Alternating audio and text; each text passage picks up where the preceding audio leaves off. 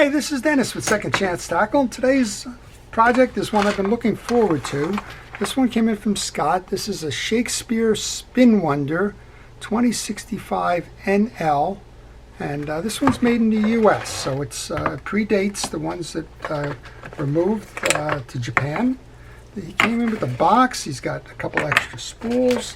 He's got the catalog, and he's got the wrench. So all of those pieces add up to value if you're looking for a collectible reel. Now, one of the things wrong with the box is, well, it's missing the top, right? You can see it just kind of slides off here. Well, maybe you can't see, but otherwise the spare parts and the like do contribute to it, as well as the manual. And this one, I always recommend reading the manuals. They're always fun. They tell you how to cast the reels.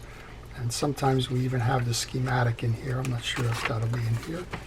Yep, we have the schematic as well. So that'll guide us in terms of how the reel is going to operate.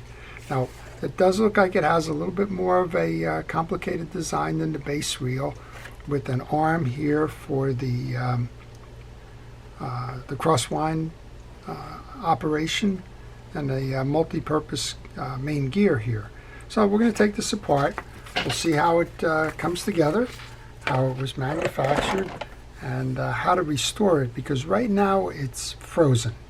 But I know that it will generally be able to be repaired, because if you try to turn it with the handle, you're not going to have any success. You may even risk breaking the main gear. But if you turn it by the rotor, you will notice, even though it's very hard to turn, that handle is moving. So it says that everything here should indicate that we will be able to make this one work properly. All right, we're going to start by removing the exterior pieces and parts. We're going to start by taking off the drag adjuster knob. Then we can remove the spool. Sometimes easier said than done. Wow, that was a kind of a tough little thing. We have some corrosion on that spool. It appears to have been holding it in place. And it looks like it's come up into the drag stack, so when we service that drag stack, we'll make sure we have to remove those pieces and get a good look at that. All right, I'm going to set that off to the side. That's a large piece, but what I do is I keep my small pieces in a parts tray. And even though I have the schematic, I also take pictures along the way to make sure that the orientation of the pieces and parts are proper, so that when I go to reinstall, I know where they are. All right, I don't know if that anti-reverse is on. It's hard to say, but I'm going to try and flip that the other direction. And we'll see if we can make that move one way or another. This should unscrew because there's nothing coming in on this side, so we'll try and unscrew that. And I'm just going to use that one turn just to hold it for now. I don't want to take it off completely, but I do want to remove the side plate next. Now that has 3 screws. And taking pictures along the way, take them with a stationary camera, take them with a cell phone. Hey, take a video if you like. That will give you critical reference points, so that as you go to reinstall the reel, you'll see where those pieces and parts came from before you took the reel apart.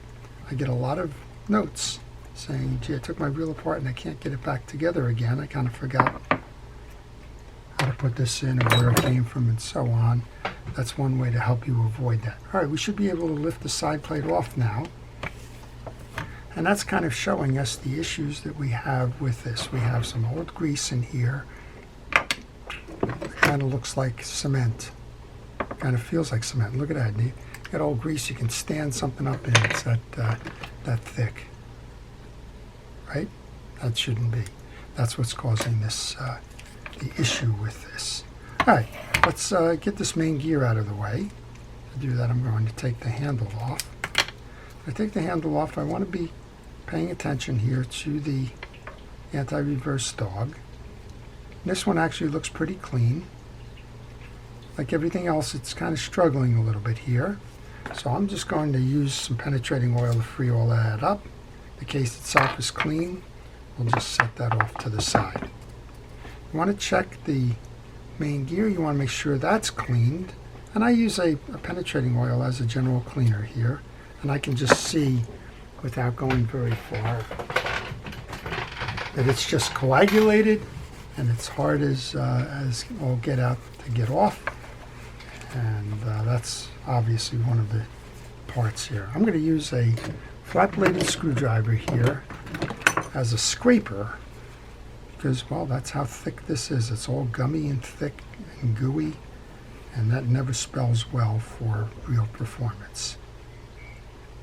I guess the equivalent in an automobile would be a problem with sludge in the bottom of an oil pan. That's kind of what you're dealing with here.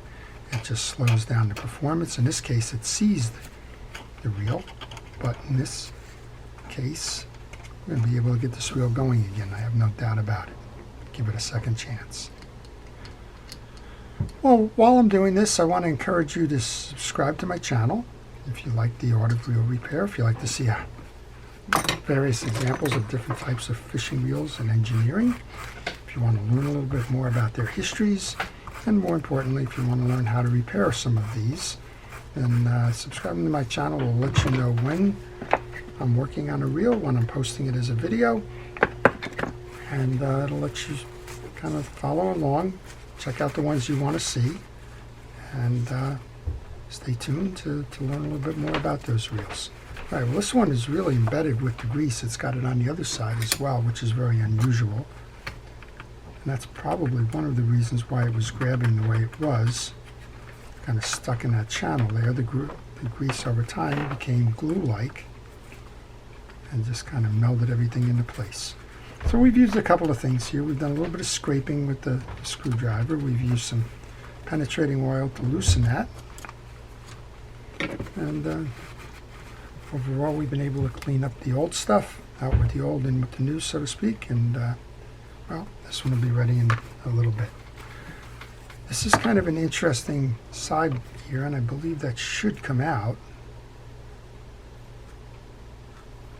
I think, like everything else, it's probably just stuck. There we go. This almost looks like a spool gear on a regular conventional reel. And I don't know if I can get that out yet, but we're going to work on this. So the next thing up would be to remove the axle shaft, and this piece is held in by 2 E-clips. So be careful as you go to take these off, because if you shoot them and lose them, well, that's going to be problematic. You may not find a replacement. I'm going to use a little screwdriver here to move that out of the way. And that's the clip I was referring to. That's going to go into my parts tray so that I don't lose that. And let's see if we have another one on this side. It's so hard because the greases are everywhere, but yes, it does appear that there is one on this side. I'm going to get that gear, put that in there so I don't lose that.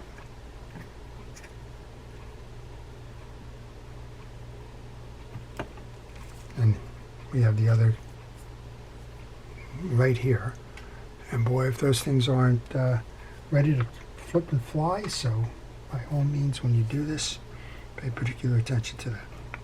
Notice the orientation. There is a single hole on this side, and there's a wide gap hole on this side. When you go to install, it'd be very easy to flip this over the other way. Take a picture, tell yourself where that piece is. We should be able to lift this off now. And what I'm seeing here, I think, is that that glue and everything, that grease and everything is just kind of loading in here. It's making this very difficult to release. So I'm going to flush this now. I'm going to take some penetrating oil and I'm just going to let it sit. And we'll come back to that in just a moment after the penetrating oil has had a moment to kind of loosen up some of this mucky grease here. And we'll give it another try. Okay, so it's been about 10 minutes. I went and got a little liquid refreshment there. Now I'm going to just try and pry it. There we go. Let's see how much that can do just by walking away. All right, well, we've got the bottom of this. Going to clean the back side. I noticed that we do have that residual grease buildup there, so I'm just going to use a light steel wool 4O, which is a buffing steel wool. I'm just going to loosen that up a little bit. And then we can put this in the parts tray as well. There seems to be a little bit of stuff on the side here. Let's get that off as well. And a lot of this reel repair and reconditioning and the like is nothing more than doing the inspection, the cleaning, and the relubrication. This axle shaft is held in place by a small screw. I'm going to use my screwdriver to remove that.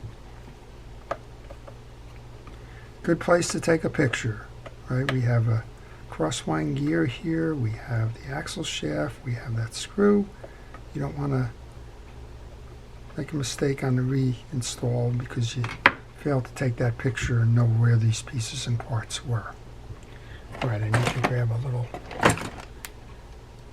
pliers to remove that screw. That goes into my parts tray. Now I should be able to remove the axle shaft, and I'm assuming that this axle shaft is just going to be caked with grease and frozen in. We have a flat side here. I'm going to use little pliers where I can't hurt that side. Try and pull it up with that. I don't have a very good grip of this now.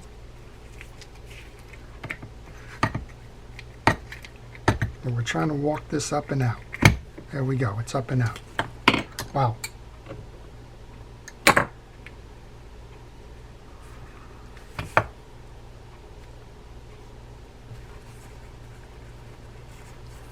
Okay, this crosswind stud I just noticed is seated and screwed. I probably just learned something there. Not probably, I did learn something there.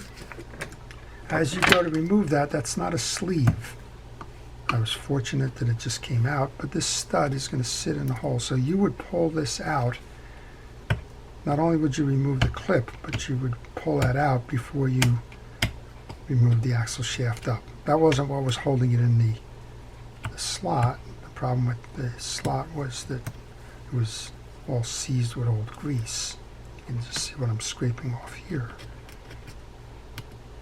That is a piece of it. All right, that goes in there. I'm going to use my steel wool to clean up that old grease now. And the 4O again is a buffing steel wool. It is not abrasive. It's kind of what the plumbers would use before they solder a joint. They want to get it nice and smooth and clean. Feel that when you're done. If it feels nice and smooth, you're done. If it's not, just keep going. This should be removed. That penetrating oil is doing its work from what I can tell. Wow, this is still very, very tight. So I'm just going to try and use my screwdriver to loosen it a little bit, pull it up, and there you go. There's the rest of the issue as to why this reel is performing as badly as it is. That's totally dried grease that kind of pancaked in there and caused it to just stop. Wow, very interesting reel all around. Well, if you have questions on this reel or any reel in particular, if you want to learn more about them, if I can help you, leave a question in the comment section of the reel video, and I will try and do my best to give you some answers. Sometimes we wonder when these reels were made. Sometimes we wonder about the design. Sometimes you wonder about who the manufacturer of the reel is. Just did one. I have no idea. It was a Japanese reel from the 1970s, but I have no idea who made the reel. Japanese reels were made for various brands when production transferred out of the U.S. in the 1970s, and there's 5 or 6 or 7 prominent manufacturers making all kinds of brands, but sometimes it's hard to figure out which one was making whose. And a lot of them are called trade reels because they didn't carry the brand name of the manufacturer like Shakespeare. They might carry the brand name of a department store, for example. All right, well, that got all cleaned up. I'm happy with that. Use your hard brush to just clean the teeth. just like we were doing with the main gear. And now it's just a matter of, well, two things. Removing the rotor so that we can get this pinion gear out of here, because this is still stuck. It's still tight. It's not, it's moving again, but it's not moving as it should. And we'll go to I believe that's going to be a 12 millimeter nut. I have a 12 millimeter deep socket. Well, and then this one appears to be reverse threaded.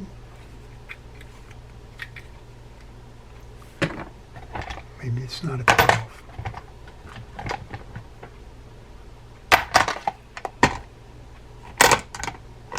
I keep a series of sockets nearby. I do that so that I can continue to work, hold the reels, and make sure that I don't have to put the reel down, run off, and lose track of where I am. So I need a little bit more leverage with this one, so I'm going to go here.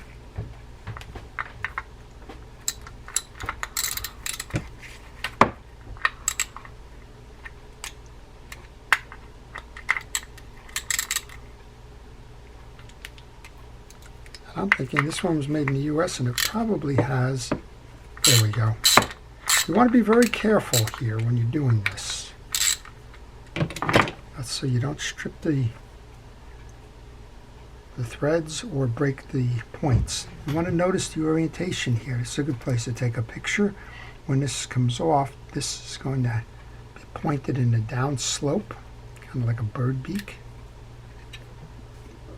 The nut comes off. A little hold down clamp for the nut comes off as well. We should be able to walk this up now. There we go. That's up and out. And this has got a pinion gear that's attached to the rotor, and it is not removable. So, case in point, there is no ball bearing in this one. It's kind of an interesting design, but we want to make sure that we did do what we did with the other ones. I want to clean these channels.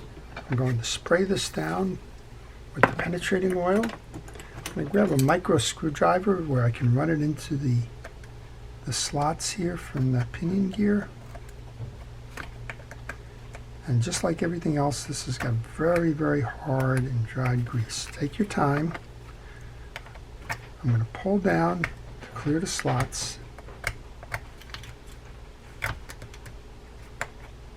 Wow, that's really thick, just like everything else was in this reel. That dried grease has got the better of this reel, but this reel is gonna fly when we get it done. I'm sure of it.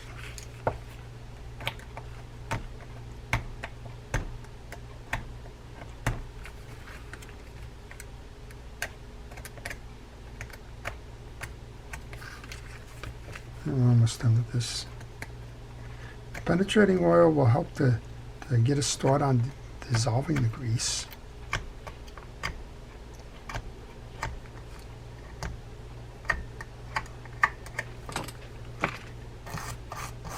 I'm going to use the brush again. You can see all the stuff that's knocking out land on the paper towel.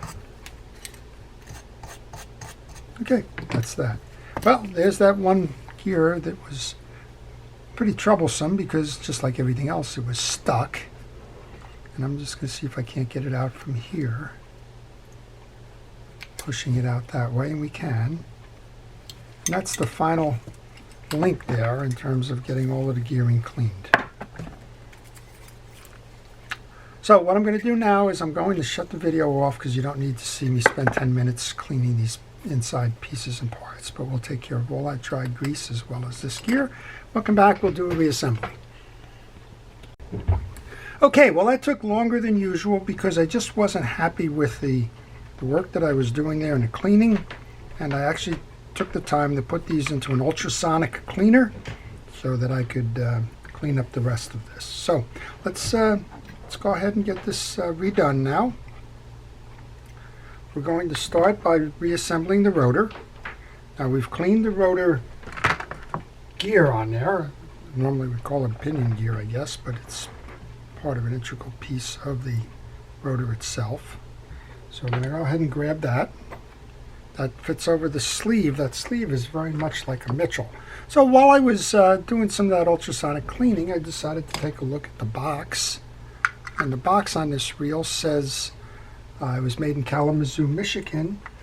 It gives the street address and everything, but it does not give a zip code. So normally that means the reel was early 1960s. I believe the zip code itself came out somewhere around 1963 to 65, somewhere. I forget when Zippy was introduced, but this box does not have a zip code on it, so it would kind of tell you it's early 1960s. If anybody has any more specifics than that, let me know. All right, we're putting that little trip back on. That's the trip lever that's going to trip the bail. That's also unique. Most of the time on these you have a little I gotta put that hole down in. You normally will have a piece in here that does the trip from underneath where it goes around the rotor, but in this case it's above. That's kind of neat. I always like the little differences in design. Trying to get that clip on now.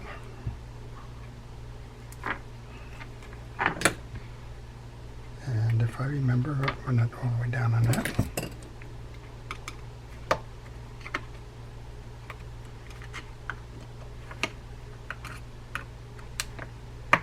There we go.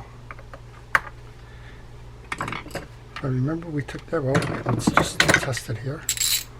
Nope, it's off in a regular manner, so we're going to put this on clockwise. Okay, and once you start, go back to your ratchet, put that down.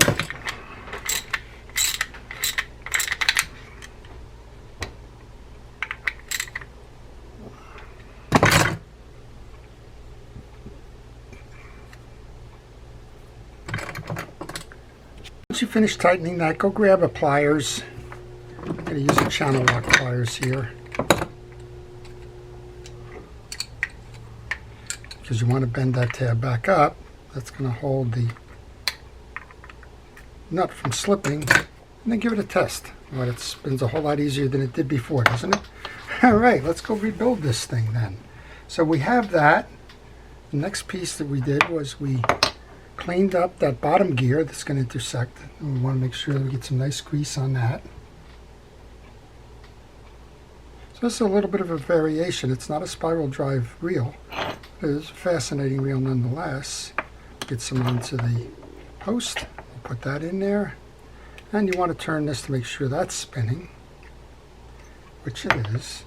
And then we have this other part that almost looks like a traditional pinion gear. And yeah, I don't have my gloves on. You see why I like that glove.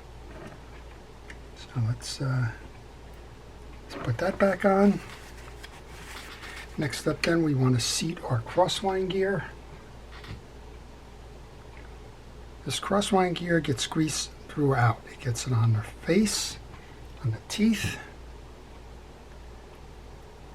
and on the back side of it. That goes in next. Now we can bring our axle shaft down. That's one heck of a piece of metal there.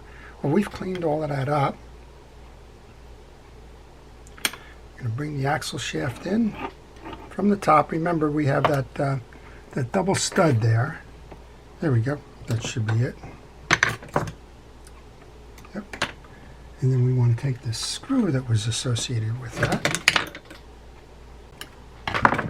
Once we do that, we can grab this little collar.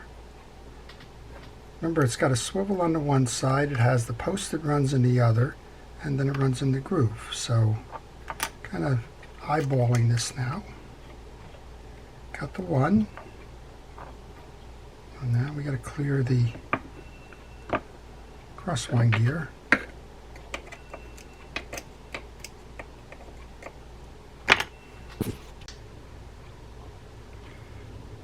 Okay, then once we have that on, then it's the two little E-clips. And they are little, and be careful with them. So as we mentioned before, there's a good probability you could lose these and just not find replacements. That's one's on. This would be the other side.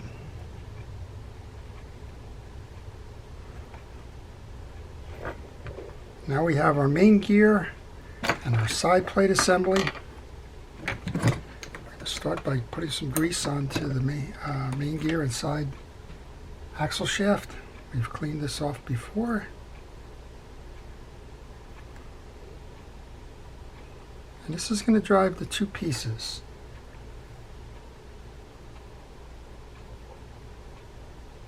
It's going to drive your oscillation gear and it's going to drive your pinion gear. So that's going to go in here. Now we can kind of grab that handle so that we can hold that tight.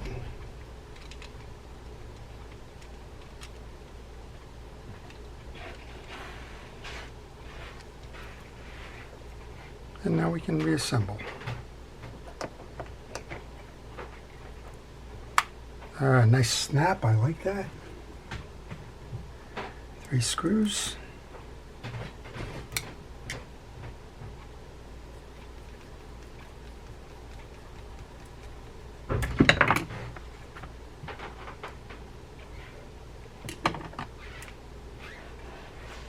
We're getting closer.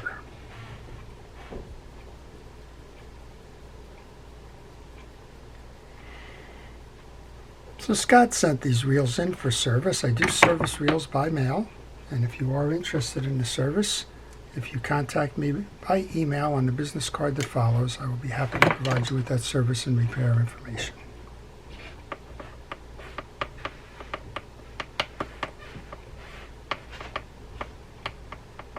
Okay, one more piece, that's the spool, and we'll give it a test, see how we did.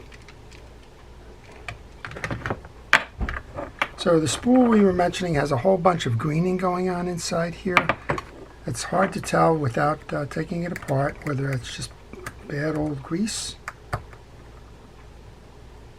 or if it's something more. So that has a round clip that's holding the drag stack in, and here's your drag stack. It looks like it's just bad old grease. So this is a leather washer, and this is where I regret not having my glove, but we're going to just kind of get our hands dirty, I guess. Leather washers need to remain lubricated. To do that, you want to use a fishing reel grease, or in this case I'm using a drag grease, and we're making sure that it gets well lubricated. And then they alternate here once you clean the metals off. First one is a round one called a keyed washer. It has what looks like a rectangle in the center. Second one up then is a eared washer. Those have the 2 points on it. They fit in the slots of the spool. One more of the leathers. These are in good condition, so it says that the reel's drags have not been worn out. They just need to be refreshed. I'm going to grab that last one, get that greening off of there. I think that's grease. It's kind of hard to tell. There is no damage to the washers, so I'm thinking that's some kind of grease. And we can reinsert the spring clip. Make sure it's in the groove. Mount that to the reel. Star adjuster. And we'll give it a test. So this one came in completely frozen. We identified it as completely bad grease. Took every precaution we could to get all the old greases out. And reassembled after lubing. Here we go. Oh, look at that, would you? What a beautiful functioning reel. Let's make sure that we put our anti-reverse clip back on. Working like a charm. Make sure that that bail is firing. Look at that. So, for a little bit of effort, you can restore a 1960s something Shakespeare 2065 NL Spin Wonder. And we're saying it's the 60s because there's no zip code on the box. So I hope you've enjoyed that. To all of our first responders and essential personnel, thank you for everything it is that you do to keep us safe. To all, please stay safe, stay well, and stay watching. This is Dennis with Second Chance Tackle. Have a great day.